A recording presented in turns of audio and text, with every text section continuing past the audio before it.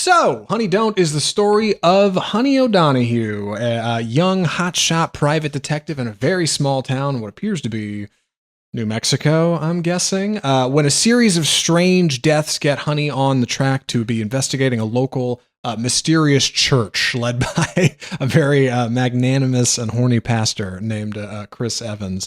The movie also stars Margaret Qualley as our lead, Honey O'Donoghue. We've got Aubrey Plaza as a young kind of romantic interest for Honey, who is an out and proud lesbian, although some characters don't notice, like Charlie Day, who is a very helpful local detective who is very into Honey, and though she's clearly not into him. And Chris Evans as our pastor, who is kind of doing his song and dance comedy thing, but also secretly plowing members of the church in the back room. It is a comedy. I think it's just under 90 minutes. And Honey Don't comes from Ethan Coen and Tricia Cooke. Ethan Coen is better known as one half of the Coen brothers, who've made a bunch of really fantastic features like Fargo, Big Lebowski, Ballad of Buster Scruggs, whatever. And then also Tricia Cooke, who is his longtime partner, and his co-writer who helped him write his previous feature, Driveway Dolls, got it, which we covered here on the show. That she wrote this. She also edited both of those features. She's the writer and editor on these. He directed. And if all goes well, the idea is Honey Don't will be the second in a series of 3 kind of like fun road lesbian dark comedy movies, being Driveway Dolls, Honey Don't. The next one, which they say is going to be called Go Beavers, with punctuation, a comma and a exclamation point, just like this one. So, that's the premise for Honey Don't. That's the beginning of Honey Don't. Andy, what'd you think? This movie's a little bit all over the place. It's got some highs and lows. I think mostly it feels like a ripoff of things like Pulp Fiction and David Lynch, but not in a good way. It's this mystery that kind of has lots of random characters and situations that kind of pop up and then aren't necessarily resolved. Not Chris Hansen, Chris Evans is this corrupt preacher in town who's involved in vice and kind of preying on young women. But his plotline never really resolves or is explained, and there's a lot of things like that in the film. And again, it makes it feel a little bit Lynchian, a little bit like that Mulholland Drive or things like Blue Velvet. Like, it has that feel, but not in a good way, because in those movies it's mysterious and it's meaningful. In this, it's just like you started a plot and you didn't finish it, or you started a plot halfway. Like, important characters show up halfway through the film. Aubrey Plaza doesn't show up until like the last third. It's really kind of baffling. Margaret Qualley looks really great on screen. Like, the way it's shot is really these like bright whites and tans. And she just looks like a star all the time. Like, she has such a great screen presence. But then, like, this plot is just all over the place and wrote and just feels like a ripoff of better movies. Yeah, I think the biggest problems with Honey Don't are in the script. It's written by Tricia Cooke, who has a co-writer. I don't recall their name. I don't think it's Ethan Coen. I think her and like a friend wrote it. Who maybe worked on Driveway Dolls. And upon initial shine, I think I liked it more than Driveway Dolls. Driveway Dolls is road movie, kind of wacky, funny, goofy. But this one, like, kind of reflecting on it later, like, I think it maybe is not as good. It is visually, I think, solid. Like, the way Ethan shoots it is fine. He brings a lot of fundamentals in. I love the way he shoots like a desert, right? Like, it's a very familiar setting. There's definitely tones of like Raising Arizona in here, especially with what the movie has to say about parenthood. Margaret Qualley has a sister who's kind of living in like a small double wide with like 7 kids, which looks just like Nicolas Cage's place in the beginning of Raising Arizona, which is all about like the perils of parenthood and how difficult and frustrating it can be. And Honey O'Donoghue doesn't have to worry about any of that, right? Like, she's a young private eye and she's got her own thing going on and she's got a small office, but she's like understated as well. Her voice is very low. You can tell they had to do a lot of ADR to like get Qualley's voice like kind of up where it needs to be for volume. She's very sultry and she's very quiet, very much keeps to herself. So when men are hitting on Honey O'Donoghue, like, they're obviously not getting anywhere despite their best efforts. Charlie Day is very sweet. Honey O'Donoghue, he calls her. She like walks into the office, but she's just not into him. Chris Evans tries to hit on her. Obviously, she's not going for it. But like when she does have a special connection, right? It's like intimate and immediate and fast and visceral and exciting, you know. And I feel like that's a lot of what Driveway Dolls had to say. Like lesbian love is exciting and great, right? And like I totally get it. But like, boy, like I've seen 2 of these movies now, and I just feel like I'm not in on the joke, and like I don't know, I struggle with it, and it's complicated, and I need to read some like greater analysis of it or something. Yeah. So one of my issues is that our characters aren't very well developed. All we know about Honey is that she is hard drinking and hard loving. Like she kind of doesn't really have she has lots of very short term and casual relationships. You'll see a woman for a couple of dates and then kind of never again, which is surprising because it seems to be a very small town, and you would have thought you would have run out of people by now. But we don't really get like a character transformation where like she learns to like, you know, love herself and other people and really learn to be in a relationship, or we don't really see any kind of change from her. She's kind of the same person from beginning to end. And that's kind of the case with all our characters. And again, I feel like it's trying so hard to be Pulp Fiction with this like mystery that's coming in and out, and these random, like there's random points of violence and action that don't really resolved. And it's, again, our characters, like our plot, are just really underdeveloped. Yeah, like when we finally run into Chris Evans' character, like he's having an immediate conflict for something that happened, like an act of violence that happened completely off screen. At least I think. Like I have to remember back to parts of this and remember motivations.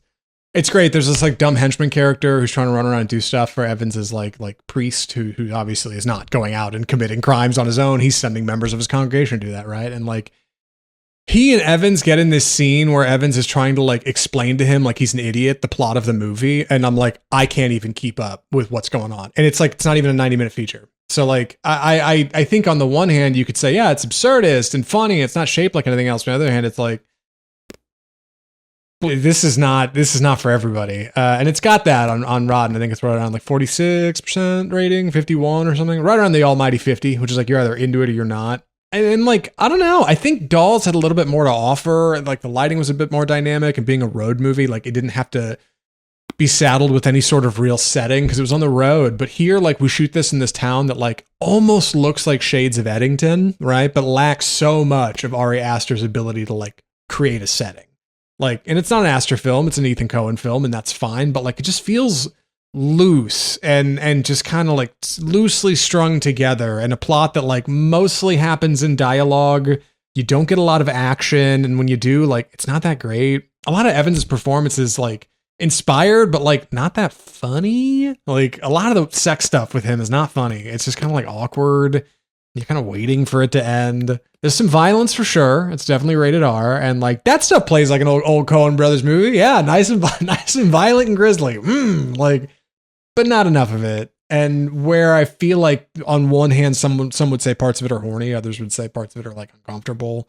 Maybe that's what it's trying to say, but like the themes just feel muddled. It just feels like it doesn't get any distinct, real clear messages forward. Right. I was also going to mention that it's kind of supposed to be a dark comedy or have a lot of comedic moments, and like none of them landed in my theater. Like no one laughed at any of the very clear jokes. Yeah, like there's a part where someone gets hit by a car, and then that person is then dragged by their car, like their lifeless body around the parking lot. And it's supposed to be like a tongue in cheek. Yeah. It's supposed to be funny, and it like it's kind of funny, but not enough to laugh. That's probably the best gag in the movie, and no one laughed. Yeah. And no one laughed at anything else that was even. And again, it's trying to have these like I said in Pulp Fiction, you have several shocking moments, murders out of nowhere or things just going wrong. And I felt like that was trying to happen in here, and you just weren't shocked when they happened. I guess it was just never that surprising to me. Yeah, and it's a lot of disparate bits too that don't fit that good together. There's a character that shows up like 2/3 the way into this movie who only has a couple of scenes that is like deeply personally important to Honey O'Donoghue. Like this is a person who is like from her past and is a very big deal. Is barely in the movie. I'd completely forgotten that had even happened right around like the 65-minute mark. Right until somebody like afterwards had been like, hey, what'd you think of this? And I was like, oh yeah, it just happened again. And he mentioned somebody getting dragged around a car. I was like, oh yeah, like that does happen. It's just, it ends up just being kind of boring and bland. And it's a shame because I don't know. Like I don't know. On the one hand, I feel like maybe I don't get it, right? Like maybe I'm just out of the target for this. This is above my pay grade. This is getting into themes that I don't understand because I'm in a much simpler relationship and I'm not a freewheeling individual like Honey O'Donohue. But on the other hand, I've seen 2 of these movies now. Like I've seen 2 films from Tricia Cooke, and like out of both of them, like I struggled with the same kind of similar problems, which is like I don't really get this, and it's not very funny or interesting. That, like, sure, it's a road movie, and sure, it's unique, and it's not shaped like anything else. But like, I don't think it's coming from a place of like real. I don't know. Like it's real like, Bush League. Yeah, it doesn't have its mojo. It's lacking that sauce. It needs that riz. You know what I mean? People complained about Joel Coen, the other Coen brother. The other movie he's done since they split up was Tragedy Macbeth, and people said, well, he didn't write that, right? Like both these Coen brothers aren't writing their own movies. Like they're going with the script somebody else has. Like either way. And it's like both of them have something unique to offer, but like in the case of Ethan Coen here, like I think these 2 movies are fun, but like at the end, if they do end up making Go Beavers, whatever, I hope they package all 3 of these in like a 3-pack you can buy on Blu-ray at Walmart for $15. And that's kind of how these will be looked at, like a little collection of 3 odd features. Cause like, I don't think any one of them so far, these 2, like they struggle to stand on their own feet. Yeah, they really haven't landed. Like they look like really fun movies on the trailer, and they got big stars like I said, Margaret Qualley, Aubrey Plaza, Chris Evans, and then it just really doesn't land. And I feel both that Plaza and Evans are just kind of wasted. They're both not in the film enough. Yeah, the trailers are cut like the Sabrina Carpenter video, Man-Child. It's like a road movie, and there's like all these things happening, right? Yeah. It's like fun and exciting. Like, yeah, sure, but then when you have to fill out a film around the rest of that, like, turns out it doesn't have to be all that awesome. Like, it's got its moments, it's got its highlights. Like you said, Quality's a lot of fun. Charlie Day is a lot of fun. Chris Evans, I think, is doing good work. I've seen people say like Ethan Coen doesn't use him very well in this movie, but like I disagree. Plaza is inspired, but like she also does not have a lot to do. Her character's not that big. Like she's not in it a whole lot. So I don't know. I think Honey Don't's kind of a honey bust. What do you think? It's a miss largely. It is. It reminds me of something that you would in the 90s you would just kind of let run on the TV in the background. Yeah, it's a TNT movie. It's perfect. Yeah, it's exactly. Like just gotta let it roll. All right, we should get down to it. Final recommendations. Andy, would you recommend Honey Don't? I would say save it for streaming. It has some redeeming qualities. It's short. It's only 90 minutes. It has some of your favorite stars. Quality is always a great screen presence. I'll watch anything she's in ever since The Substance. She's just kind of incredible. The narrative is just kind of all over the place, and our characters are really kind of flat, and it's not funny at all. It's supposed to be a dark comedy. So I would say save it for streaming if you're interested. Yeah, I think it's a pass. If you like Driveway Dolls, check it out. But like, if you kind of miss that one and you're like, well, I'll see what's going on here. Like you may be walking away like just kind of disappointed. Like it's a quick burn, but it ends up being boring. It's not as funny as it needs to be. It doesn't have a lot of action in it. And I think that what it has to say about like queer romance is challenging in a way that I think does not help the movie or its audience and its enjoyment. So I don't know. Like I struggled with Honey Don't. Maybe it's not for me. Why? We got one other movie to talk about on the show. Before we get there, we're gonna have a little conversation about Disney. All right, a little bit of something in a special segment that we like to call. Andy, what do we call this segment? It's time for the death of cinema.